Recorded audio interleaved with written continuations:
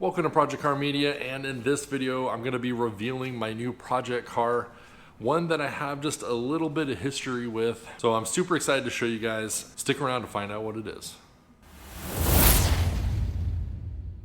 All right, now before I reveal the car to you guys, I just want to let you know that I'm going to be implementing chapters into each video. I'm actually done it the last couple of videos. If you've watched them and seen some little cuts in the playback, those are different chapters that I've added. Basically, that's just going to help people find what they need in the videos, especially when I'm doing budget restores and I've got specific parts of the video where I'm replacing something. Somebody can search, go right to that part, look at it and move on, or you can just watch all the way through, which is awesome too. So look for those in the description below if you're interested in cutting to a specific part. If not, go ahead and watch all the way through, and that would be much appreciated as well. So with that, let me show you my new project car, which right now is kind of looking like a budget restore.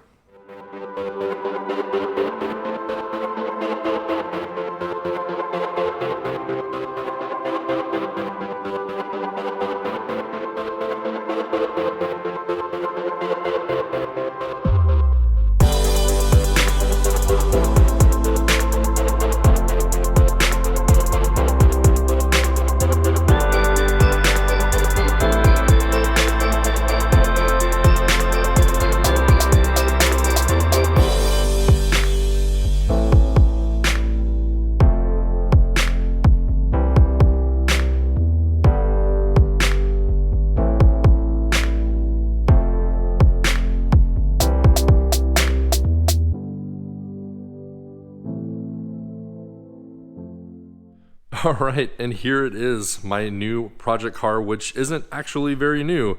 If you guys are OG watchers of this channel, you'll notice that this is the very first project car that I've had on my channel. My first couple of videos on this channel were with this car. In those videos, I took it from stock to track ready. There was still a ton of things left to do when I sold it, and basically I sold this car, my Drift BMW, and I had a Jeep. I sold all three of those cars in order to get the Shelby GT350.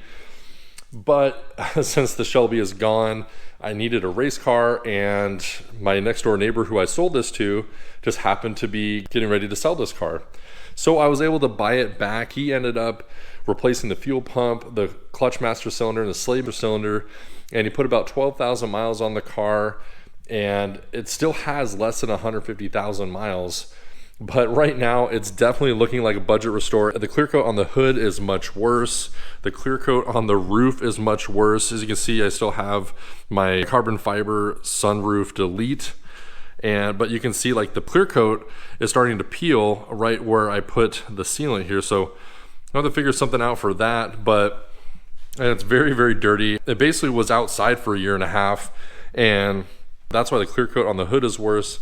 That's why the headlights are much more fogged up than they used to be, and that's why, you know, it looks the way it does. So now, if you guys don't remember, there's a lot of parts on this car. Right now it just looks like it's lowered a little bit and it looks pretty bad other than that, but there are a lot of aftermarket parts on this car.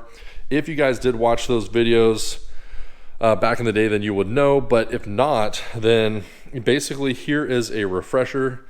I've got the Bilstein PSS9 coilovers, I've got the AFE intake, the Mishimoto coolant expansion tank, the Mishimoto electric fan conversion, the Corbeau fixed back seat, the Energy quick release hub, as well as the Energy suede steering wheel, the ECS tuning carbon fiber sunroof delete. I also have an E36 M3 323 LSD differential in the back, a brand new OEM driveline, as well as stripped the whole rear of the car's interior, took out the AC, the condenser, the pump, and all the lines, took those out, and tried to just get, you know, some weight out of the car because it is still a stock engine. I actually picked up some wheels and tires for race season. I was going to get some tires for these wheels, but I got lucky and was able to find some. But for now, I just wanted to show you guys the car. This is it. This is what's going to be my race car for the season. So now that the car is back, we've got some things to do to get this thing ready for the first track day coming up in a couple months, which include getting some tires or some different wheels and tires, which I already did, and I'll show you guys those later. And we're going to try to clean up the headlights a little bit, make them look a little bit better, give this thing a wash, and then we're going to take it over to Peak Innovation Motorsports because I have some other work that I want to do. I'm going to put in some subframe reinforcement plates. I had a PowerFlex rear subframe bushing kit laying around.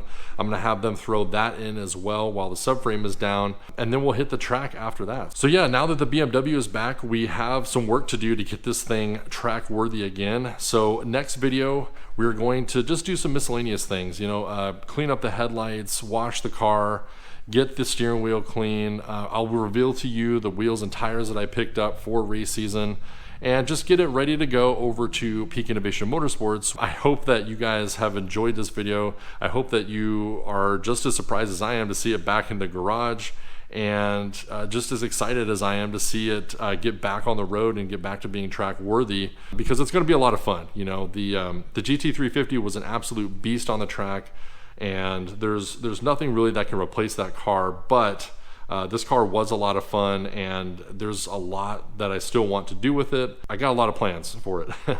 So yeah, that's pretty much it. I hope you guys like the reveal.